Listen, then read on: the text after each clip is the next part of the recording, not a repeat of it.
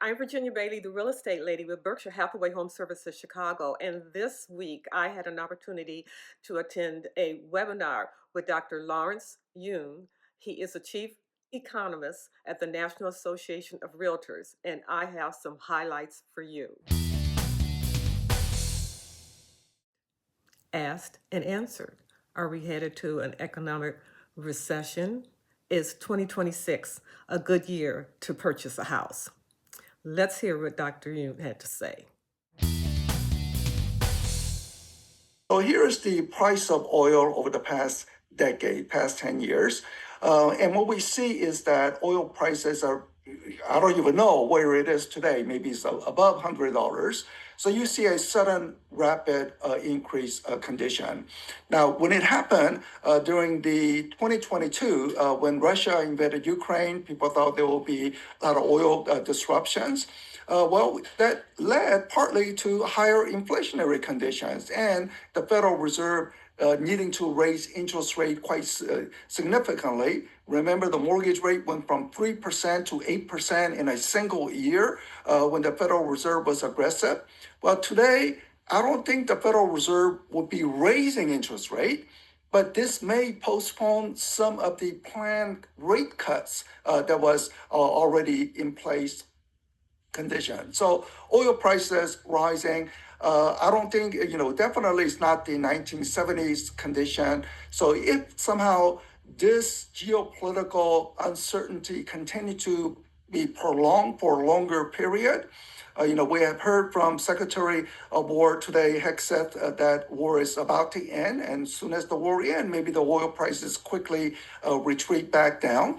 But if somehow it's prolonged for a longer period, then what does that mean for the broader economy and the interest rate condition? I definitely don't foresee 18% mortgage rate, but maybe 6.5% mortgage rate compared to 6% mortgage rate right before the oil prices went up. So right before the oil prices went up, mortgage rates were averaging 6%. Now we may get up to 6.5% if this oil prices persist. Consumers are paying mortgages on time, so what's the problem? Let's hear what Dr. Yoon had to say. Consumers, we need strong confidence for people to buy a home. So when we look at the consumer confidence index, it is low. But what is surprising about this part is you look in the middle of the graph, 2010 period, that is a foreclosure crisis and Great Recession where we had 7 million net job losses. Today, at least as of today, we are not in a recession. We are not in a massive job cut situation, which I will show you soon. And we don't have foreclosure crisis. Yet people are expressing their sentiment as if we are similar to that foreclosure crisis in 2010. Now, home buying, we do need a confidence. Maybe this data reflect mostly the renter population, not the homeowner population, because homeowners are feeling much more financially comfortable, but the renters are facing higher rents, higher home prices, affordability challenges. But interesting that nationwide consumer confidence simply not there at the moment. And we are beginning to see some default, for example, in auto loans. So you see three humps. First hump, foreclosure crisis. Second hump, COVID lockdown. Third hump, today. We are not in a recession, no foreclosure crisis, but you see that some people are feeling some economic stress points. The credit card delinquency also rising, so we are seeing economic distress condition. And then student debt situation, well, for few years, default rates were essentially zero because government said you don't have to repay. So technically, legally, default rates were zero. Now they have to repay and many cannot. So we see some economic distress within the certain segment of the population. So we have record high jobs, record high potential demand, but the actual demand has been underperforming. How many home sales? As you can see, for 3 straight years, bummer, 75% of pre-COVID activity. We have many more jobs compared to pre-COVID. So we're not even, it's just 75% of pre-COVID activity. I'm not even comparing it with a frenzy condition. I'm just comparing with normal condition of pre-COVID, and it has been underperforming. January data, February data, we have seen some markets up, some markets down, but nationwide, no meaningful change yet. From the last webinar several months ago, I thought we would actually see some good revival this year, but we did not really see it during the winter months. But maybe in the spring, spring is a key test point. Then the oil prices increase. So now that is sort of messing up some of my anticipation condition. So let's hope that this Persian Gulf War situation is ended quickly. Oil prices retreat back down. Mortgage rate goes down. Then you have all this potential pent up housing demand that may begin to be at play. Now, even though overall home sales were down, the upper end market has continued to move up.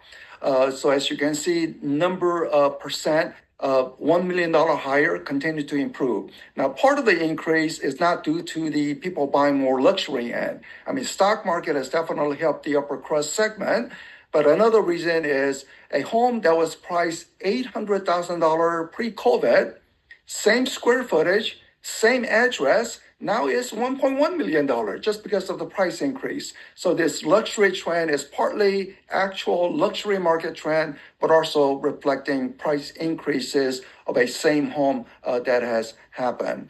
And in fact, if we dive into the luxury market, this is the estimate of the number of transactions by price bucket.